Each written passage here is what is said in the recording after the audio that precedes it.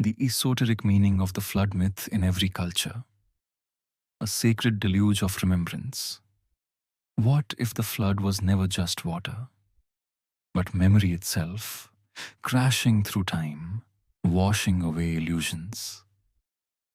What if the deluge we fear is actually the divine reclaiming what was never ours to control? Every culture tells the same story. An ancient world drowned, a wrathful god, a chosen survivor. But beneath the surface of these waters, there lies a secret. Not destruction, but purification. This is not just history, it is initiation. Part 1. The first rain, a shattering of worlds. In the beginning, there was harmony, or so the myths whisper. But harmony turned to hubris. The gods grew silent, humans grew loud, and so the waters rose.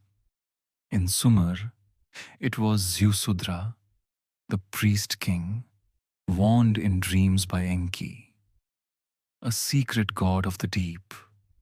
He built an ark before the storm broke the heavens, before the Anunnaki wept from the sky.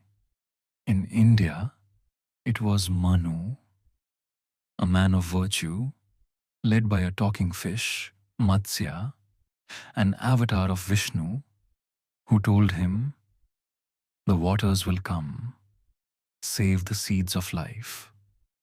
In Hebrew mysticism, it was Noah, his name meaning rest. Rest for the world after 40 days of judgment.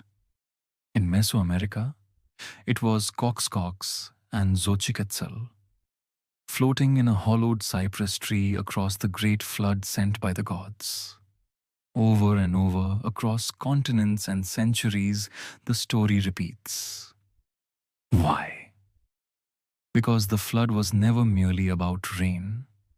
It is about the soul's reckoning, the reset written into the cosmos, the moment when the lower self drowns and the divine spark survives.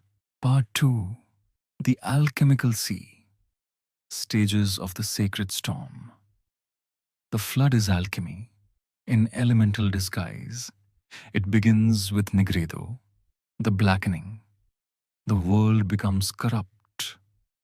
Civilizations rot from within. There is no light. The old must die. The flood crashes in. Albedo, the whitening. Everything is washed clean. The ego, the empire, the illusion, all sink beneath the waves. In the ark, the symbol of containment, of divine geometry. Life is held like a seed in winter. The soul is protected in stillness, drifting on chaos, untouched by it. Then comes Citrinitas, the yellowing, the first ray of sun through storm clouds. The raven does not return. The dove brings back an olive branch. The world breathes again. Rubido, the reddening, the soul emerges, transformed, not the same as before, but reborn. The flood is the opus magnum, the great work of the gods. Part 3. Arcs and archetypes. Symbols that survive the storm. The ark is not just a boat, it is a womb, a sacred vessel, a coffin and a cradle.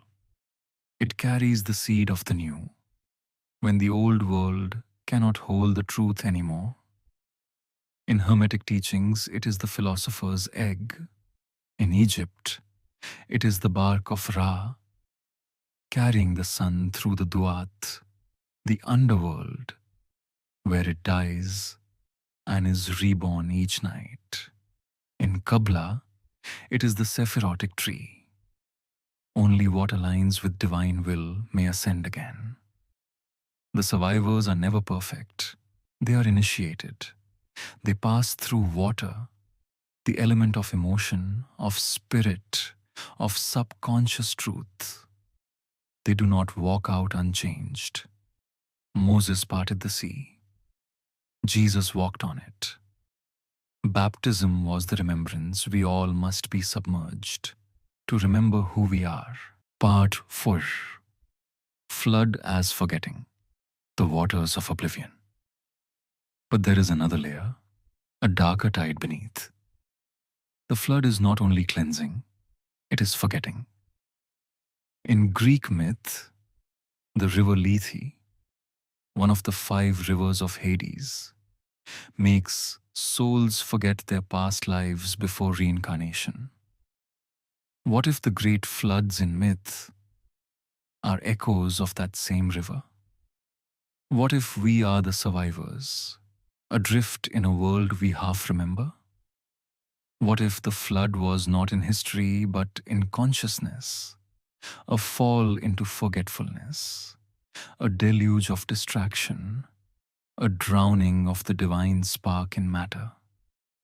The ancients called it the age of iron, the Kali Yuga, the time when only shadows remain.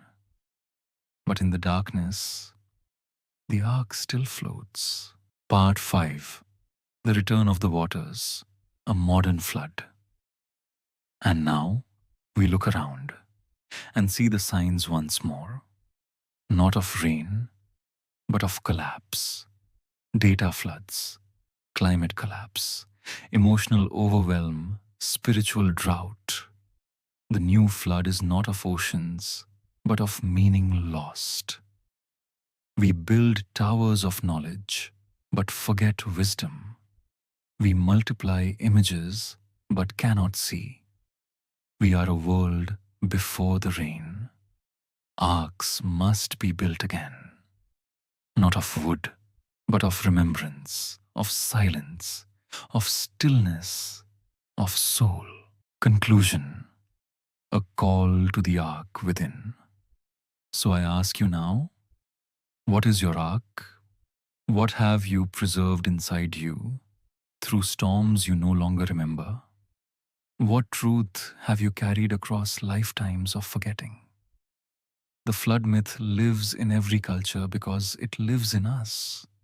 It is the story of fall and return, of hubris and humility, of death and resurrection. You are not just a survivor, you are the witness. And the waters, they rise not to punish, but to purify. When they come, and they always do, will you resist, or will you remember? Will you drown in the world that ends, or awaken in the world that begins? Because the flood is not the end. It is the beginning of all that matters.